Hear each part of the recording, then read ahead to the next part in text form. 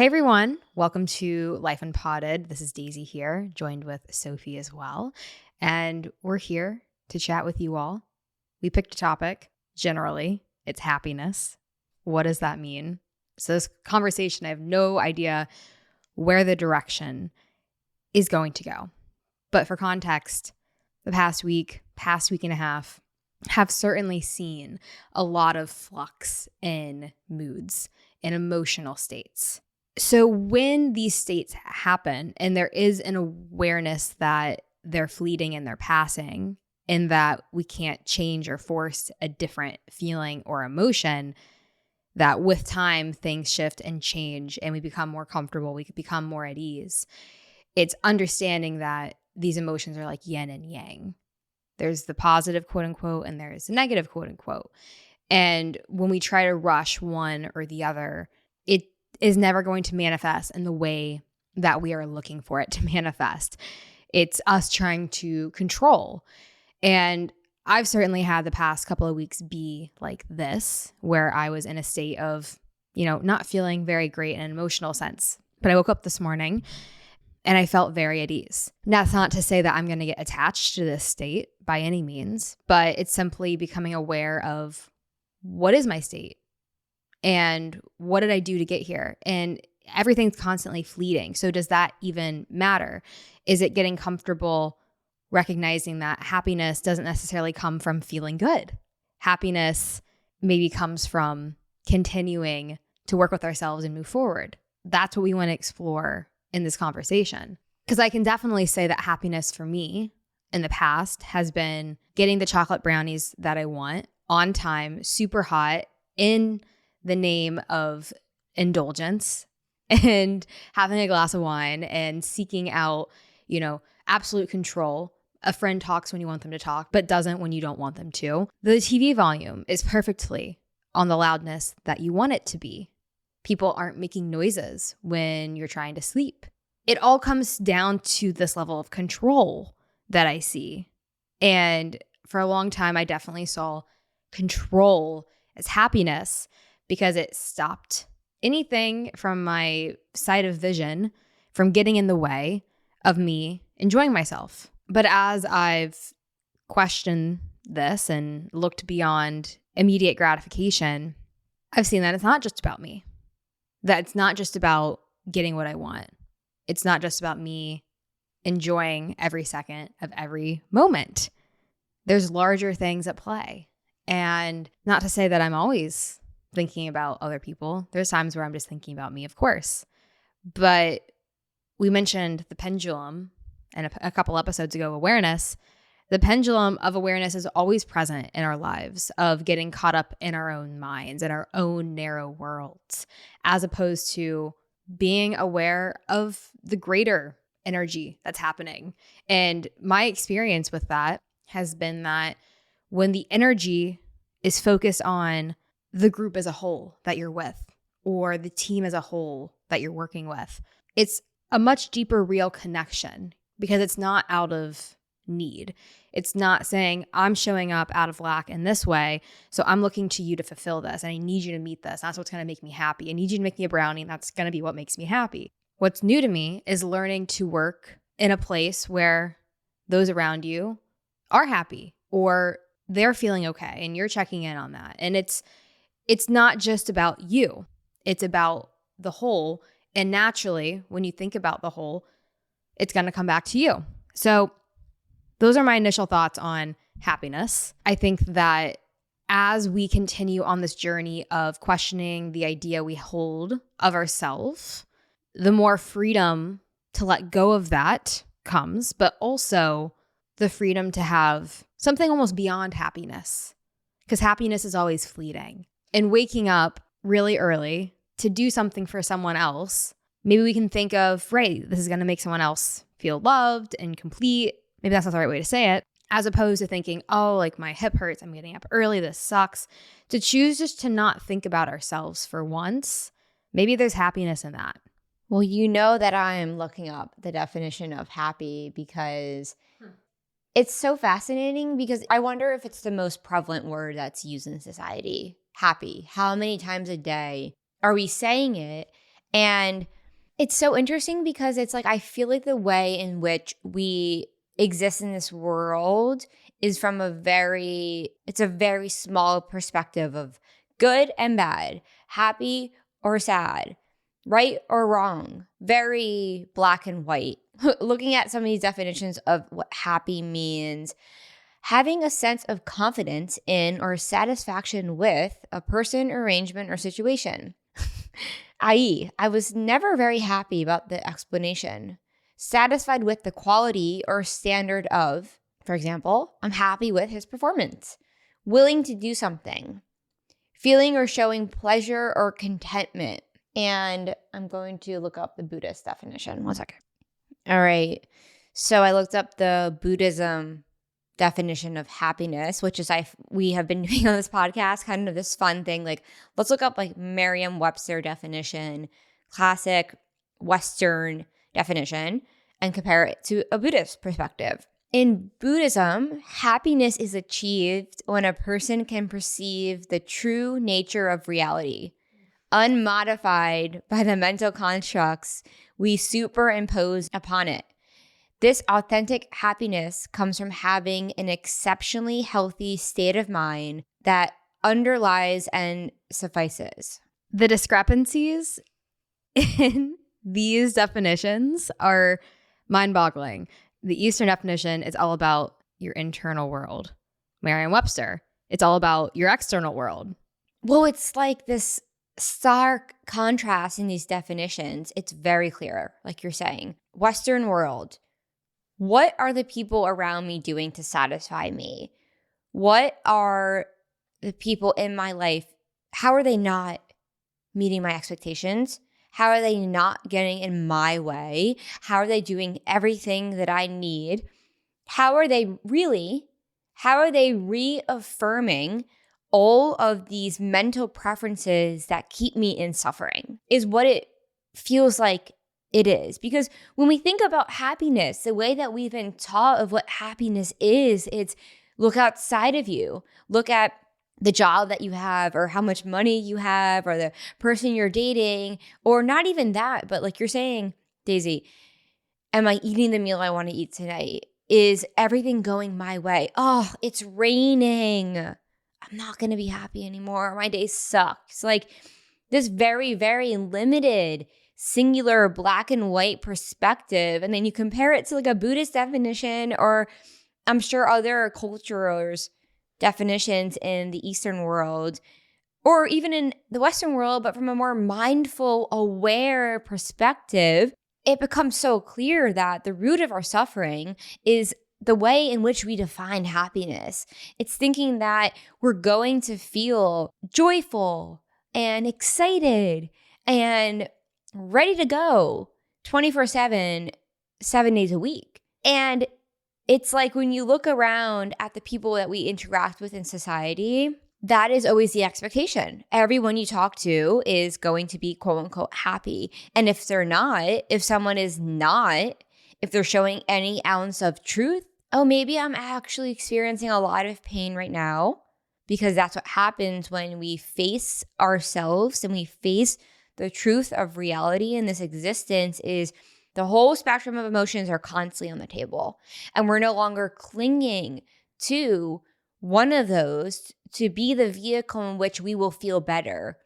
Feeling better no longer comes from anything that we're doing or achieving or outside of us, or the interaction we're having. Feeling better is an inner state that is unwavering. It's in here. And I have my hand on my heart right now, because true happiness is not looking to be happy. True happiness is not placing your fulfillment and satisfaction and contentment and that feeling of wholeness onto others. True happiness is finding wholeness within yourself. Well, I want to repeat something you said. You said the root of our suffering is how we define happiness.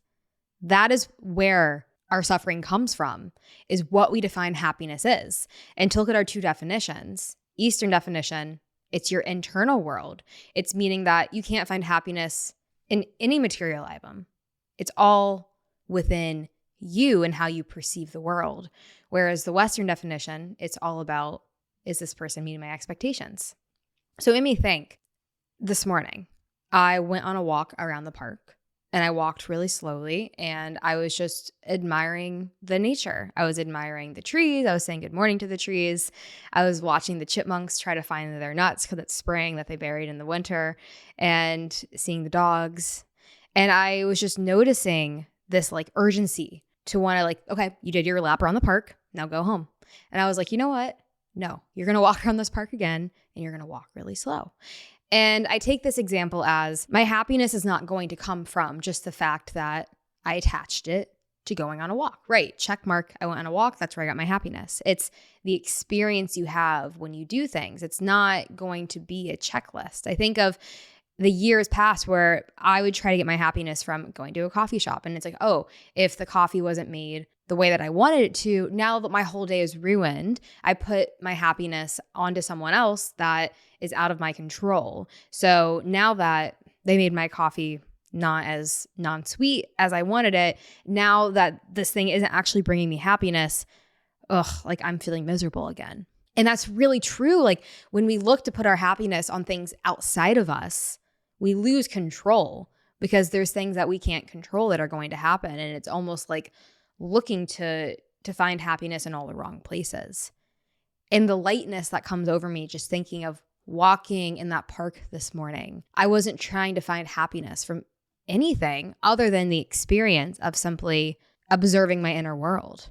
All right, we have a quote from Untethered Soul by Michael Singer, a book that I read about a year ago probably, and I want to revisit that book because it's a beautiful book that really helps you, the listener, helps you understand your inner world. And I love how Michael Singer, he's so succinct about it, this stuff. And he said in the book, regardless of what happens, we can be happy. Events don't determine whether or not you're going to be happy. You determine whether or not you're going to be happy. You determine whether or not you're going to be happy. And if I had heard that a few years ago, I wouldn't have known what that meant because we're not taught this. We grow up in families where maybe our parents are looking to us to satisfy their needs. I mean, definitely happened in my family. I think it happens probably in most relationships, unless you have done the work and you're aware that, okay, to what extent am I projecting this void in my life onto all of these people around me? And we've been talking a lot about or reflecting on friendships, the friendships that like I used to have that in my early 20s and even mid 20s that were just so surface level. And you said the word control, like control is so rooted in so much suffering that we experience because we don't realize that we are constantly trying to control everything in our external world so that it doesn't change. And when it does change, when someone doesn't do what you expected or looks at you the wrong way, I'm so upset. You hurt me. And it's like, no. You hurt yourself by placing so much emphasis onto that person to fulfill and satisfy your needs. You put so much weight. You were existing in this relationship, whether it's a friendship or a romantic relationship or family, not out of a place of true love. And it's interesting. I would like to do an episode also on what is true love, because true love I'm seeing in my life is when you are experiencing a true connection with another human being, a true connection in its truest form. You are not looking to them to get anything. You are not looking to them to make yourself feel better or make yourself feel better about yourself and something you're scared of or a part of you that you haven't been able to love. So because we struggle to understand that, of course, we're going to manipulate subconsciously a lot of our friendships and relationships where all we're doing is we're trying to get other people to just agree with us.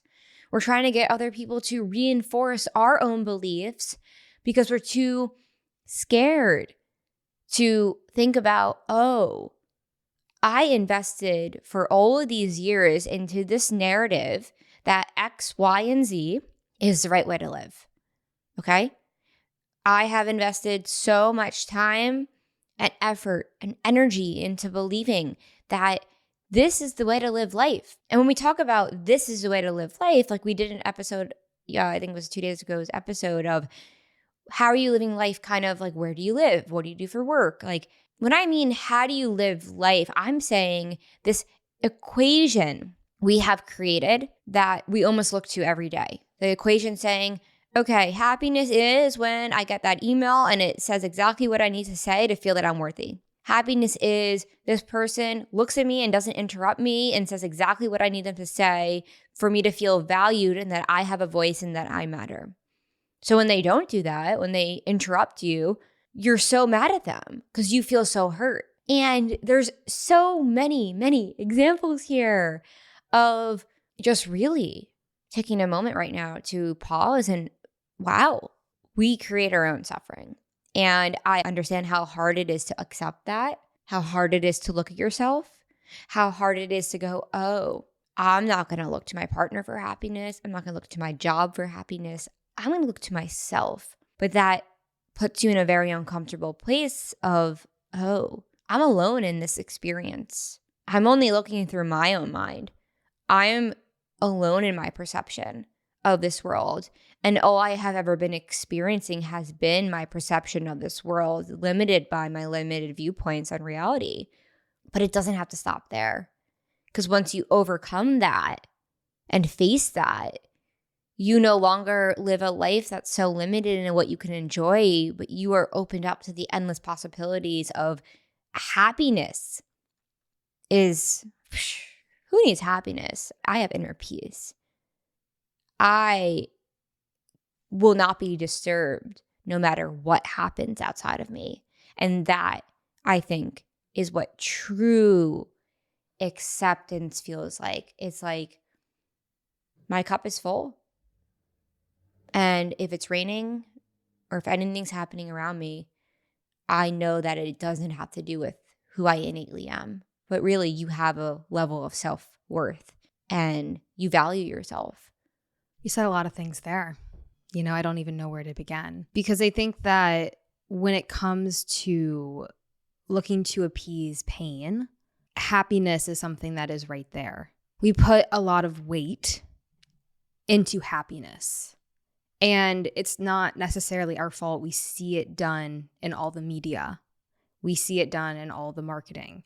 We see it done in relationships that we see. We see it done in our friendship circles. And it can be a really scary place to end up in, especially when you start seeing everyone around you is looking for happiness outside of themselves, because it's like you watch everything and everyone going further and further and further and further away from reality. And I liked how that Eastern definition of happiness had to do with seeing reality as it is. And I just think that there is so much wisdom like that within Buddhism that can kind of help you see it really clearly and really simply and help you wake up from the fog of seeing happiness as getting that next thing, and getting that next thing. Because if we're thinking of happiness and if we're thinking of the way that we look for something outside of us, it's not just happiness that is becoming problematic. It's the way we view the world. It's like we're looking to have everything revolve around us. Because if we see ourselves as only happy and only complete if everything around us is as we want it to be, if we have that job, if we have that salary, if we have that friend group, if we have all of these things that we see in media as what we're supposed to have at this age, at that age, it's always going to be a trap. We're always going to be trapped because we're always going to be trying to solve the problem with the problem. So I guess I'll repeat that. If we think that feeling a certain way even, or getting a certain thing around us is going to solve the problem. That is the problem itself. If there is an answer, the answer is having acceptance, no matter where you're at, and having gratitude and love for that place. If you zoom out, not knowing what being in this place is going to lead to. And I think one of the initial thoughts I had on happiness really is thinking that we should be feeling good all the time. But what does it even mean to feel good? That you're getting everything that you want? And I love the Billie Eilish song that's I got everything I wanted and it was a nightmare.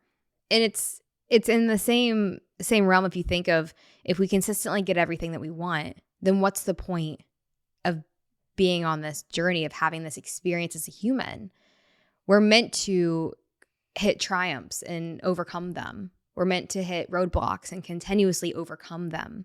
And that's the reminder that happiness, it's not a state of mind.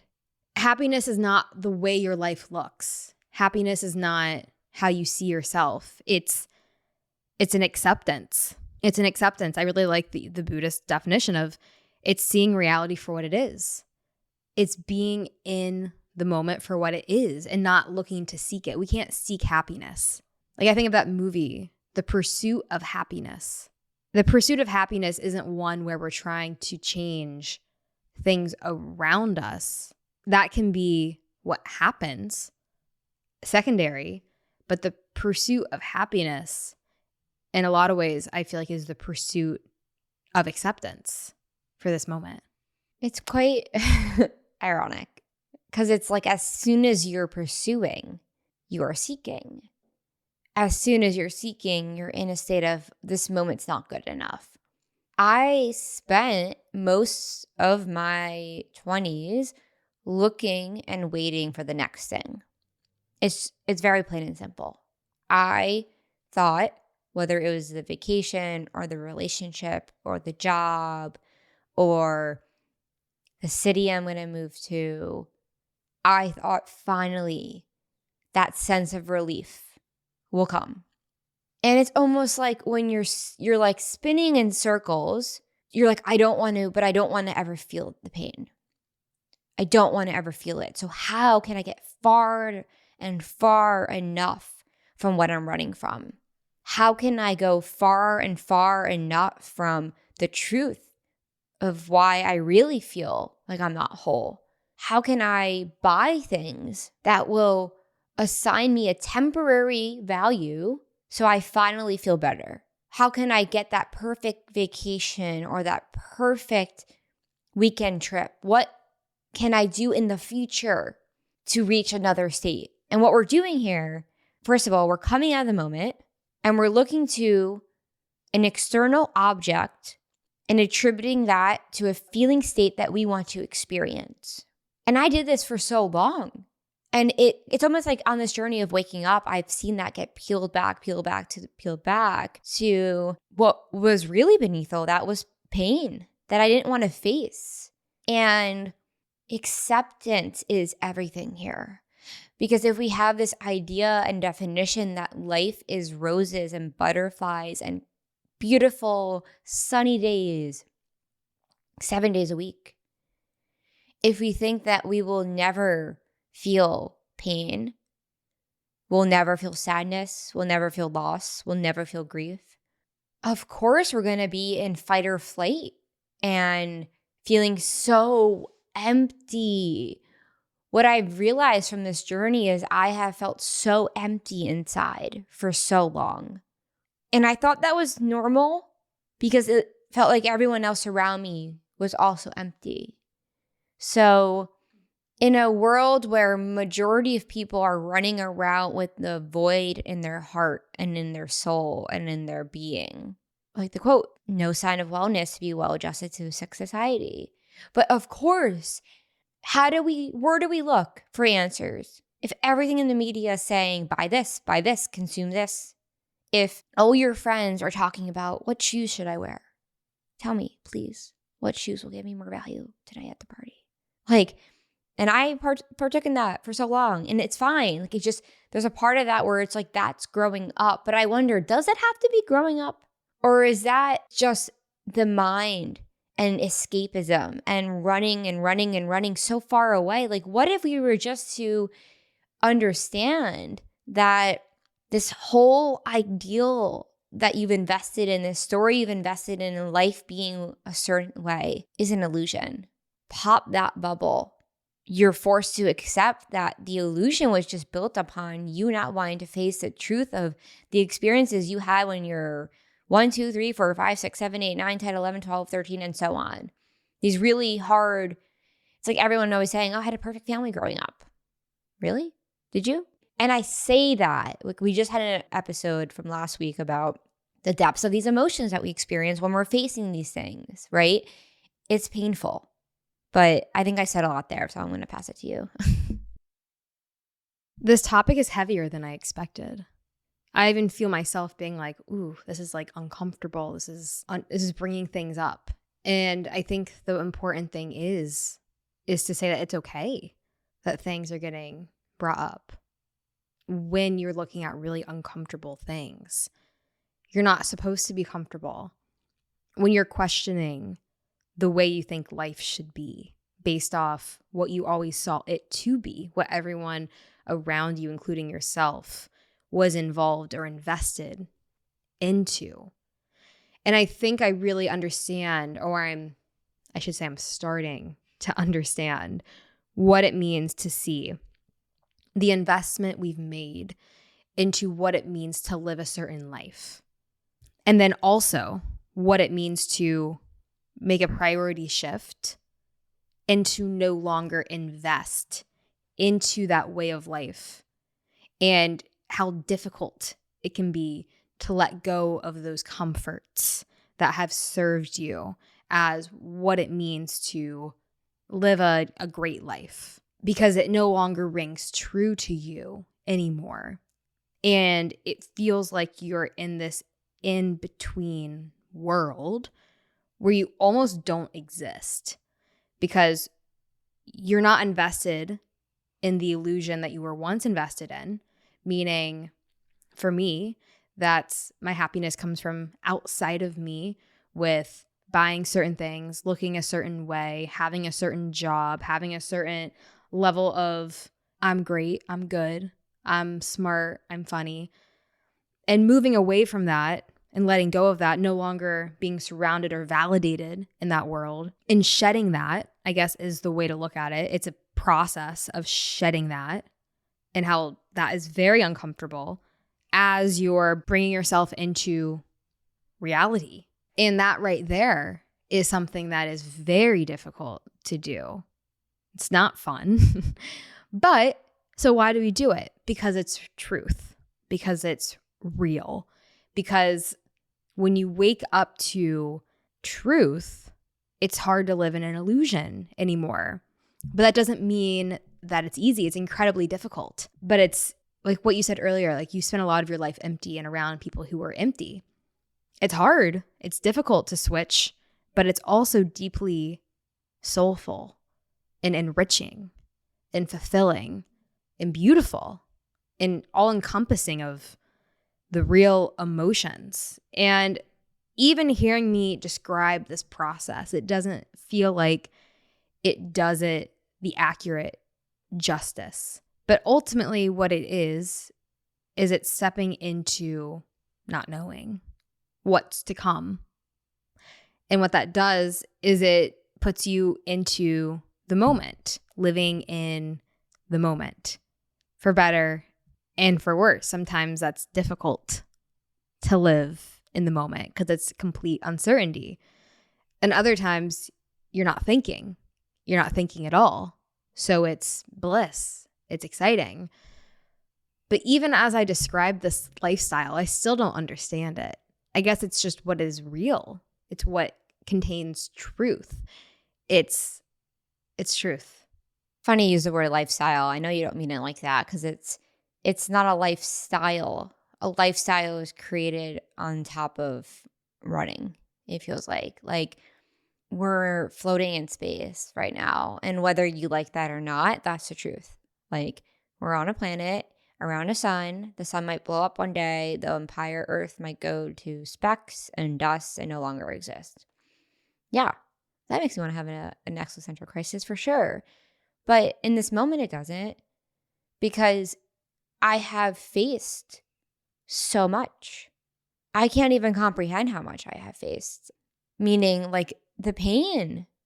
Like, I know what it feels to be in the darkness and to feel like death. I know what that feeling feels like all too well. But you realize that so much of that pain was just you running. And I forgot what I was going to say, but it was something along the lines of life doesn't feel like you're constantly getting punched in the chest anymore, and that you have a million bricks on top of you anymore, and that you're always stressed and you're always overwhelmed when you actually face what you're running from. And I think that the things we look to for happiness, it's like you can get as many things as you think you want. Keyword there, emphasizing what we think we want is rooted in us avoiding the truth. So if I'm so set on, I need this, as soon as you're set on something, you're trying to control reality. And that's because it's really hard to accept that life is uncertain. Every moment to moment to moment. I don't know when my heart's going to stop beating. I don't know. I don't dictate that. Who does? I don't know. It just beats. And if I was to sit here and worry about, oh, when's my heart going to stop beating? When's my heart going to stop beating? I wouldn't be able to enjoy life. And in a lot of ways, I think facing uncertainty is so scary and uncomfortable because of all the ideas we've built on top of it being scary and uncomfortable.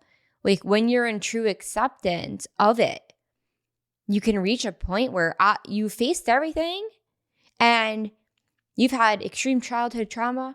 You've gone through all this shit. You might not even talk to your parents, but you're waking up and you feel more loved than you ever have before.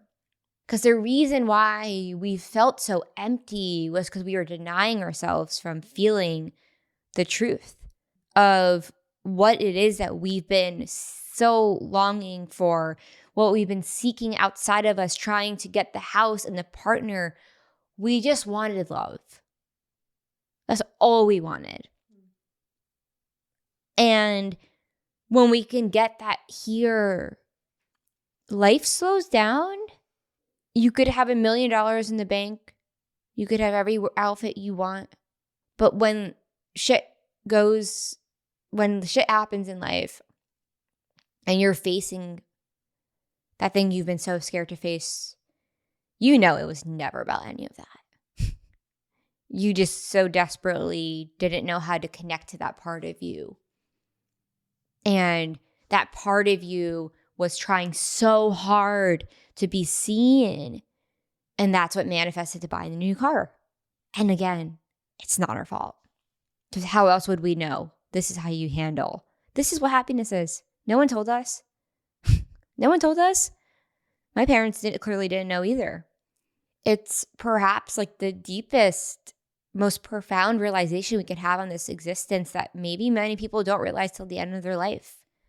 And I remember one of the biggest incentives I had in the beginning of this journey was thinking about being about to die, being 80 or 90, and understanding it in truth of, oh, I would look back and say, I wasted my whole life.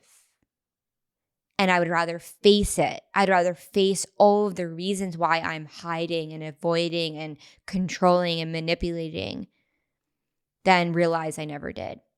How do you begin the process of facing these things?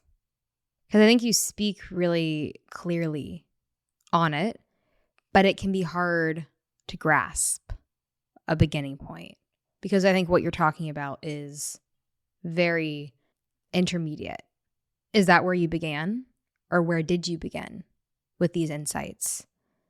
Because clearly I haven't had the experience that you had with psychedelics that put you in a place of seeing your death. Like I didn't have that. So I hear this and I'm like, well, I haven't faced that. So it stirs up discomfort in me, but I see the truth that you're saying. So I guess I just want to ask, where do you begin? Where did you begin to get here? And again, I only know my own experience. So everything I ever say is just my experience. But I was terrified.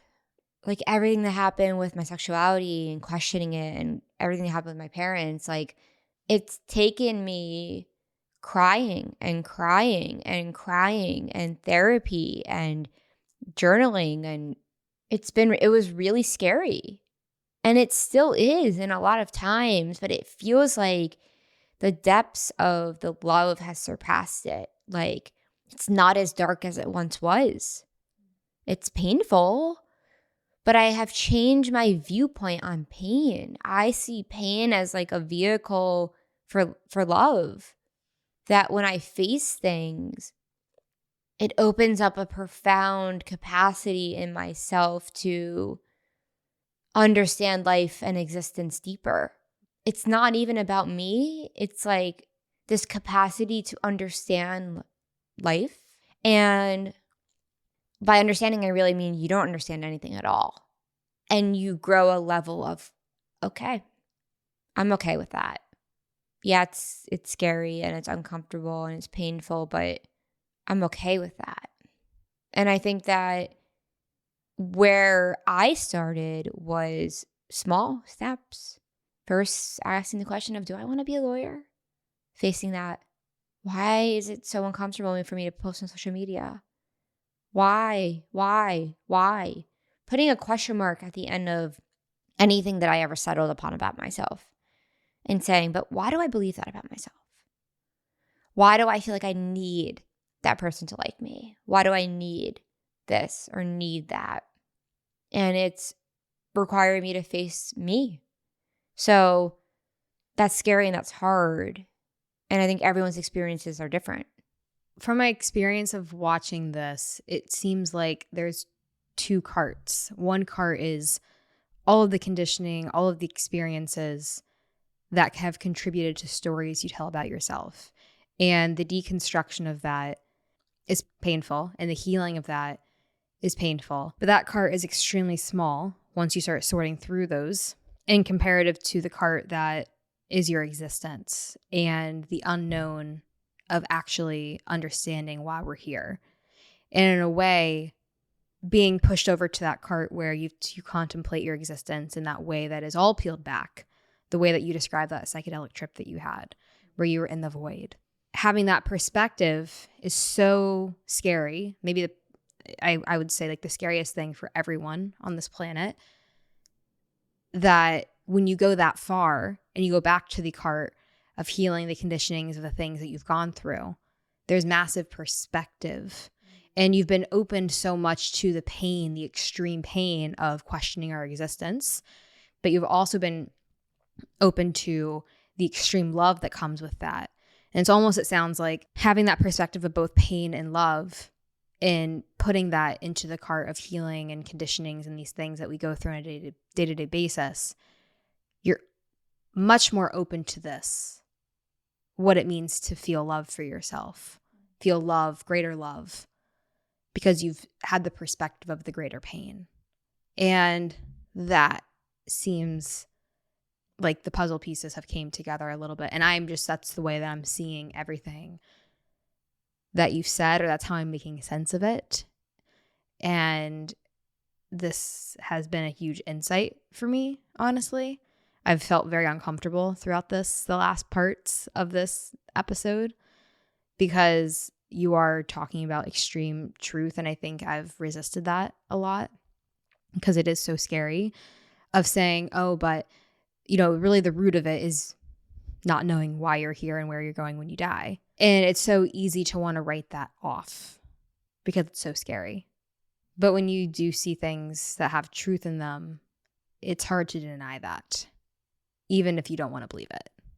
Yeah, and I mean that psychedelic experience showed me that Sophie doesn't exist in a lot of ways. It stripped away the illusion of the story I've had about myself.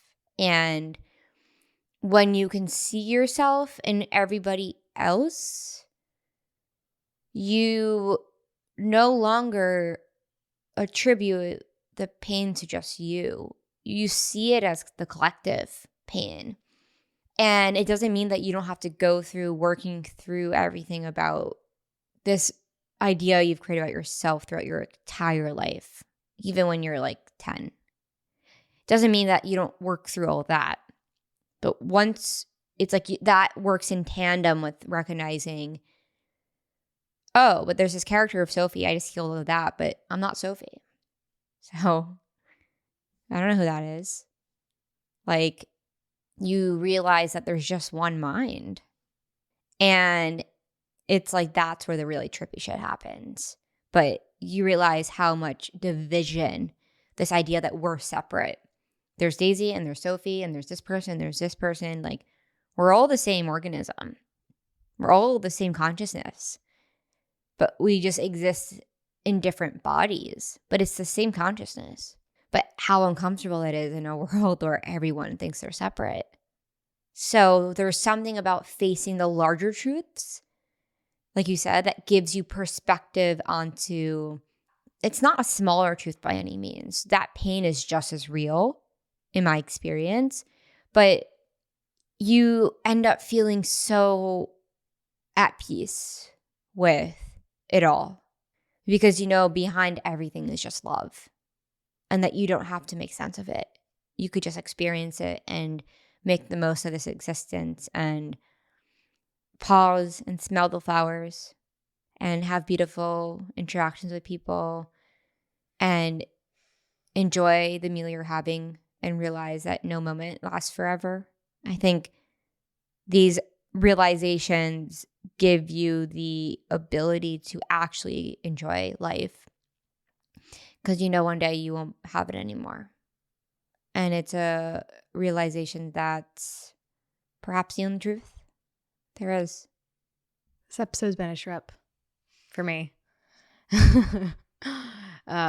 And to think that we started talking about happiness, and this is where we led. Truth. Reality. Happiness is seeing reality as what it is. That takes on a new meaning after what we just talked about. Man. Yeah. Well, I think something that you touched on it brought this full circle. When you tap into what you've described, recognizing we're all the same consciousness, we're all the same oneness, you also tap into the infinite love that is there. And you start to see through that lens of love more because you're not focused on the division of Sophie, of you. Letting go of that, while painful and ultimately maybe the scariest thing ever, is also what's allowed you to tap into a state of love of what is real. A love that is uncompromising. A love that is not to be confused with any other things of our world. When love is not divided, when love is unity, it's powerful. And it's a different way of living. And by that, I mean, it's the ultimate clarity we can have during this existence. And with that comes seeing pain for what it is, collectively, but also seeing love for what it is. So the ultimate way of clarity is really what you've described. So perhaps happiness is just clarity. Clarity of reality. Clarity of seeing what is and accepting what is without the clouded lens of the mind. Full presence without scapegoating or distractions or avoiding or control. When you see it clearly, you're not running anymore. And I think so much of that empty void we feel is from we're running. So how do we apply this to a practical life? If someone's listening, you start to slow down. You start to take, whether that's 5 minutes a day, and just pause and meditate. You engage and listen to the person who's talking. You really allow yourself to be there. You read the pages off the book without checking your phone every 5 minutes. you allow yourself to see what it really is there. And that's why you will start developing this awe of nature of, oh, that was here the whole time. That butterfly with 5 different colors on it, but I've been bored. But I thought that the Chanel bag would be the thing. Like, your priorities, it's not a priority anymore. When you see reality as what it is, it's priorities don't exist in reality. They exist in the illusion. You come out of the illusion. And the only thing that's there in the present moment is what is right in front of you. And that is the truest, most realist experience you'll ever have, because it's it's life. So happiness is found outside of the illusion that we create. I'm blown away with this episode. Wow. I think the discomfort that I've felt are the waves of relief with the depths of despair that I've felt throughout this conversation really show how scary the journey is. I don't know if that's the right word, but it's just a reflection of this is the ultimate stuff that you work through. And to be honest, a lot of us don't even know this is a reality. We don't know what reality is because we're so living in the illusion. A lot of us will never even know what it even means to live in an illusion. We think that, wow. I mean, people watch The Matrix. I guess that's what this is. But it's just not something that is taken lightly at all, because there's just a lot to sit with. But remember that a lot of the fear that you experience isn't it either. Like, we have to work through all of the fears that we have about facing this shit to realize that none of that really meant anything. The birds are just chirping. It's okay. It's like the official lens of viewing life outside the mind. And if you're feeling, I think this is scary, it's a thought again, kind of, in a lot of ways. So it's like coming back to the reality of what's happening in the here now. And that's where I think living in the moment is one that it takes time to reprogram your mind to physically focus on what's in front of you without trying to get somewhere, without trying to get anything out of it.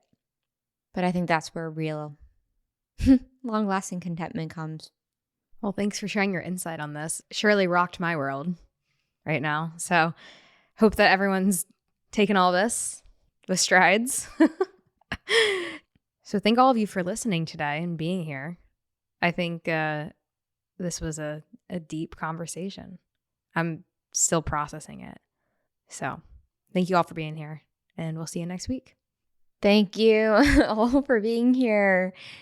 Yeah, it's fun to talk. It's fun to chat. It's fun to think deeply. It's fun to not take this all so seriously and realize we can do this work, and doing the work allows us to really just have fun, enjoy life, not take things for granted, not take things so seriously, not get in the way of ourselves, not control, not manipulate, and just experiencing this life while we have it. So with all that being said, I hope you all have a beautiful day, night, whatever time of day it is, and are feeling however you are from this episode, because there is no right way to feel.